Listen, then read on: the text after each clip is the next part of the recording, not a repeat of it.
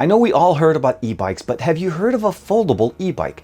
This is an e-bike that not only runs and does things that e-bikes do for us, take us to places without having to take our cars, obviously have a long range, powerful motors, and all of the good things that we expect from an e-bike, but it actually folds enough to a small enough of a footprint that it'll fit inside of my Model 3 trunk. And that's not necessarily a very big trunk. So not only does it go with you, but it'll take you to places. So in today's video, we're going to review the F2 e-bike from Gotrax. Let's check it out.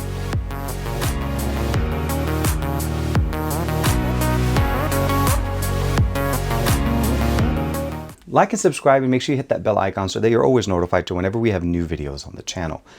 So we're going to start off obviously with the unboxing, and this is pretty much one of the simplest unboxings I've ever had because the actual bike was literally assembled entirely. It was just secured inside of the box, and it was actually collapsed in its smallest form. And that of course took literally just about 3 minutes for me to take it out of the box and get it set up. Again, it was just secured, padded, and everything was in there pretty much straight out. You get obviously all the tools that you need to be able to adjust and maybe even tighten some of those things that were up there as far as the actual display, the controller, and all that good stuff. The biggest thing I'll probably say overall is that the fact that it expands into its biggest form in just about maybe 10-20 seconds. Once you try it a couple of times, it's actually not that hard. So there's actually 2 hinges on this bike, one right behind the battery next to the pedals, and then one right under the handlebars that allows it to actually collapse in this form, and it actually collapses in only one format. The only other thing I'll probably say is you also need to remember that the actual pedals also have the ability of pushing them in and turning them so that it reduces the width of the actual unit, and that's how I was able to fit it in my car. But once you have that set up, you obviously need to charge it up. They include the charger in the box and of course a pair of keys. You do need to actually use the keys to be able to use the bike. So as long as you have the key inside or using the actual bike with the key in it, that's going to work fine. And if you actually park it and lock it somewhere, make sure you take your key with you. The bike becomes basically useless without the key. And that's one of the security features. There is no app configuration, so the usage of this is pretty much you use it, you unfold it, get on it, and just start going and go everywhere you want to go. I think that's mainly the big benefit here. It's easy, it's foldable, and it's just ready to go. It's almost like a tiny little e-bike that becomes a big e-bike whenever you want it, and then obviously collapses, and it's stowed easily whenever you don't. Now, when we talk as far as the configurations, there's 2 different colors. There's a black and a white one, and of course, there's a large display in there. The tires that we have here are 20-inch tires, and of course, they help us with the suspension since we also have a front suspension built into this as well. We have a rear rack that helps us actually use and put up to 25 kilograms of stuff on it, and of course, we have splash guards on both the front and the rear tire to help protect in case you do go over some of the puddles out there. It's a 7-speed shifter that's built in here on top of the boost mode as well as the pedal assist functionality. And of course, we have front and rear lights to be able to compensate. So the brakes on the back and then of course an integrated front light at the front.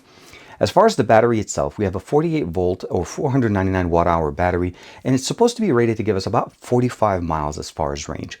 Maximum speed is going to be at 20 miles an hour and the maximum capacity about 265 pounds.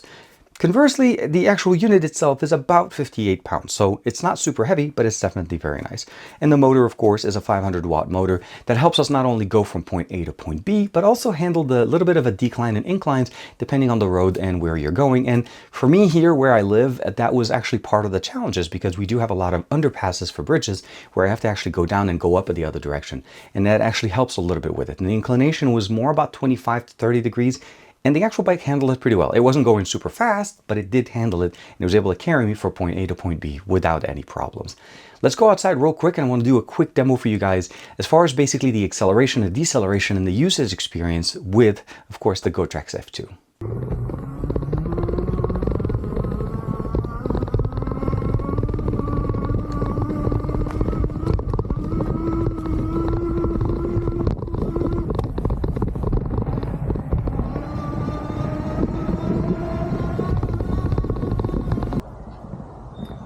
So we're outside right now and we're going to be testing out the F2's capabilities. We have 5 pedal assist levels, 0, 1, 2, 3, 4, 5. 0 is technically neutral, which means if you just put that in that mode, the bike just runs like a regular bike. You're accelerating, you're using the Shimano shifter, and you're able to configure the level of the way the bike works. Pretty much the standard experience that you've seen before on a bike. To be able to use the boost, or the acceleration, or even using the pedal assist, you have to shift it into at least level 1. Level 1 gives you the ability of going with pedal assist level 1, and you can go all the way up to 5. 5 technically will assist you to get to that 20 miles an hour, although with the 5 you can technically go even further, because technically you're using the power of your own legs on top of the assistance. So you're not using full power on your own, but you're able to get the assistance there. The other thing though is when you're using the boost acceleration here is you don't have to be at level 5, you just have to be out of 0. So if you're in 0, the boost doesn't actually work. Let's go ahead and bring it down. So right now I'm actually standing there, I'm doing it, nothing happens. If I want to be able to use it, just shift it to 1, and from there now I'm able to go all the way up to the 20 miles an hour with the assisted boost from the bike. It doesn't do anything else as far as basically waiting for it to get to level 5. So what we're going to do now is I'm going to actually put it at level 1.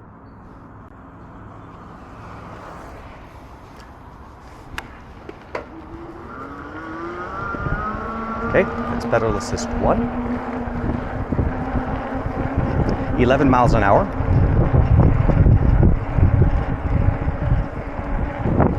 Pedal assist 2. Just about 13 miles an hour, but I think some of that is me.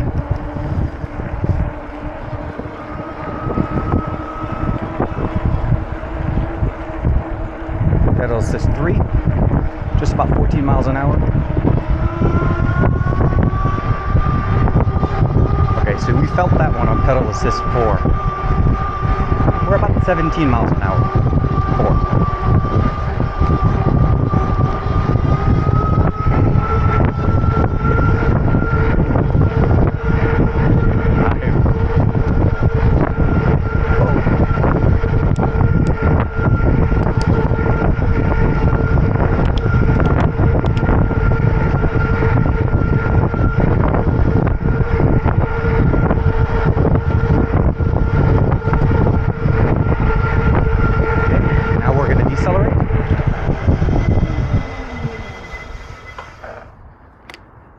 Always remember to bring down the shifter so that you're always down to either 0 or 1.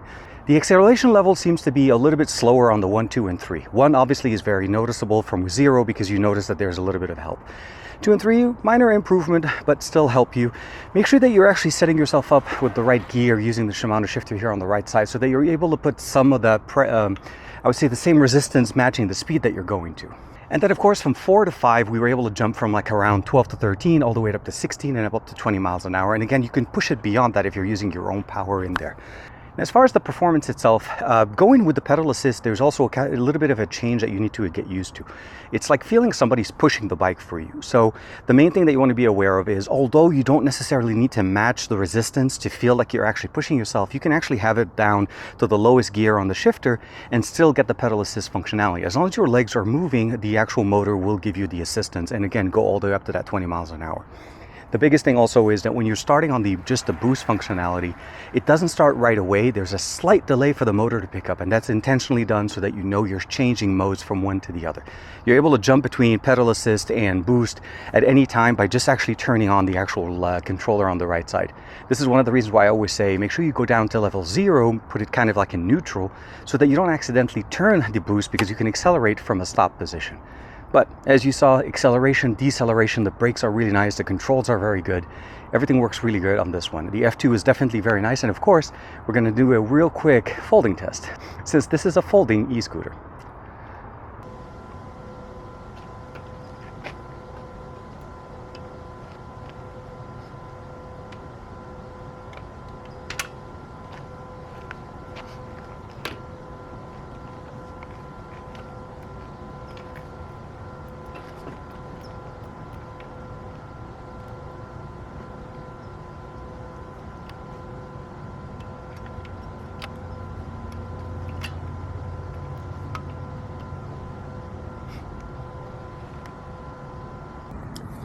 Now, a couple of notes here after we saw the acceleration on both with pedal assist and the boost is that there's a couple of things you need to be aware of. There is no cruise control functionality, so you always have to have your hand on the acceleration to have that speed.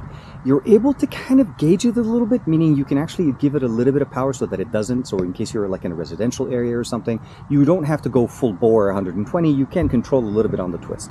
The other thing that I probably will say is the actual, I'd say basically the folding process is not that complicated. It looks a little bit daunting initially when you first look at the bike, but the reality of the matter is it's basically two hinges that control either the center part of the bike and the top steering controller over there. You do the center one, you put it to the side, the two tires sit together. Usually I put my foot right under one of the tires so that it stops it from rolling.